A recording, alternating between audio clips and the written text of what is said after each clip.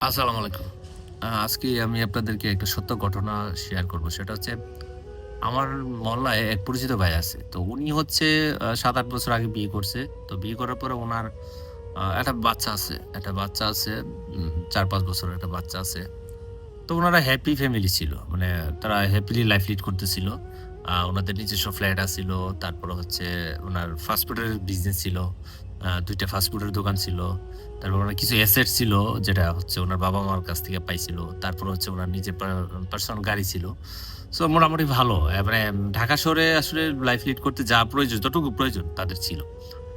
তো হঠাৎ একদিন আ উনাকে আমি একজন ভদ্র নারীর সাথে দেখলাম। আমি ফার্স্ট এর দিকে ভাবছিলাম হয়তোবা কোনো কাজিন হবে বা ভাগ্নি হবে বা বোন হবে ইত্যাদি। পরবর্তীতে শুনলাম যে না ওটা হচ্ছে সো কল্ড গার্লফ্রেন্ড আরকি। তো তারপরে লাস্ট গত বছর শুনলাম যে উনার ডিভোর্স হয়ে গেছে।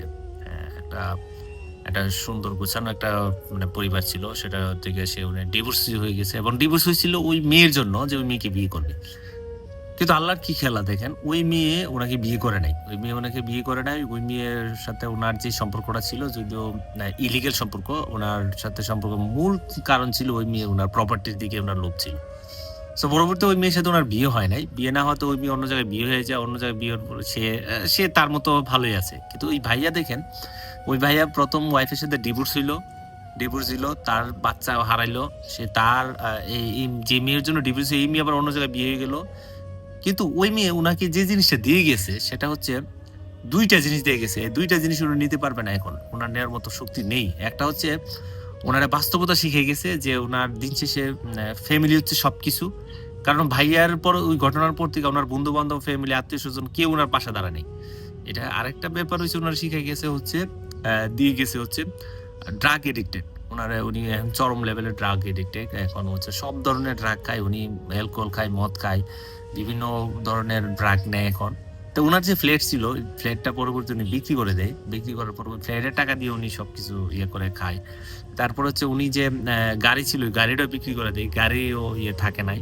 উনার যে ২ টা ফাস্ট ফুডের দোকান ছিল, ওটিও বিক্রি করে দেয়। তো দিন শেষে দেখেন উনি একটা পরকীয়ায় লিপ্ত হয়ে উনি শেষ মুহূর্তে কিছুই পাইল না। উনার ফ্যামিলি হারাইলো, বাচ্চা হারাইলো, উনার বন্ধু-বান্ধব হারাইলো, উনার আত্মীয়স্বজন হারাইলো, ফ্ল্যাট হারাইলো, গাড়ি হারাইলো, আ প্রপার্টি হারাইলো, টাকা-পয়সা হারাইলো, সবকিছু গেছে। এখন উনি অসহায়ের মতো ঘুরে।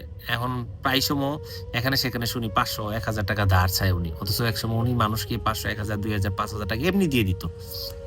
চোখের সামনে উনার এই সুন্দর জীবনটা ধ্বংস হইতে দেখছি। পরকীয়া আসলে একটা মানে এটা স একটা এটা এটা এটা কোন সাধারণ একটা না, রোগ না।